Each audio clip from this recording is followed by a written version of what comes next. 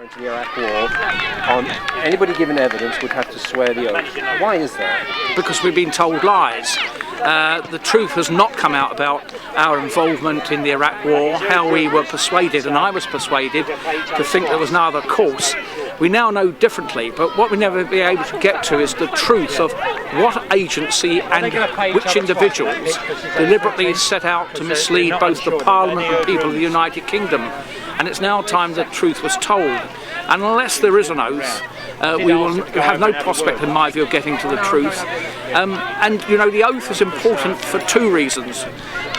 One, it underlines to a witness, you know, that he or she mustn't prevaricate, but also it affords some protection to those who want to tell the truth, but are being lent upon by their superiors, whose names we do not know. And I think that's extremely important. And I believe that there were some people deep in our security intelligence agencies who set out to mislead, not necessarily the whole agency, but we know very little about this murky world of British intelligence. And I hope and believe that a real inquiry will be able to get deep into that. As you know, when the Prime Minister first announced this inquiry, many of us just thought it was absolutely absurd, and I'm still not satisfied. Originally it was going to be in secret. We've defeated that. But if it's to be in public, in my view, it's also got to be under oath. And in my view, the Prime Minister cannot duck this, and I suspect actually he will have to relent. But the battle goes on. But for anybody to swear an oath, anybody who's stood in the court of law and has heard the words, I must remind you that perjury is punished by imprisonment. What is the sanction, if they have to swear an oath, what is going to be the sanction if anybody does want to prevaricate? That's precisely the point.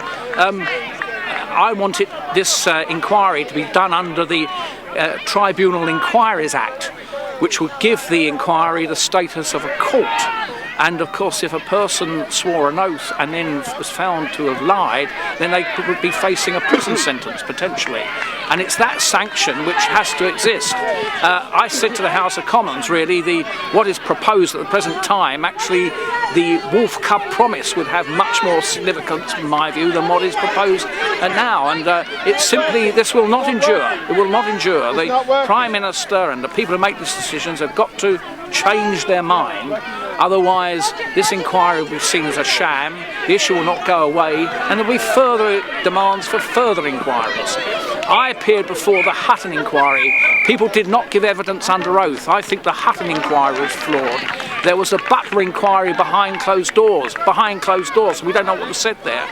My own Foreign Affairs Select Committee, despite my pleas that they should ask people to give evidence under oath, never did that. So it's now time that there was a full declaration of what is known, particularly deep inside government, deep inside the security intelligence agencies.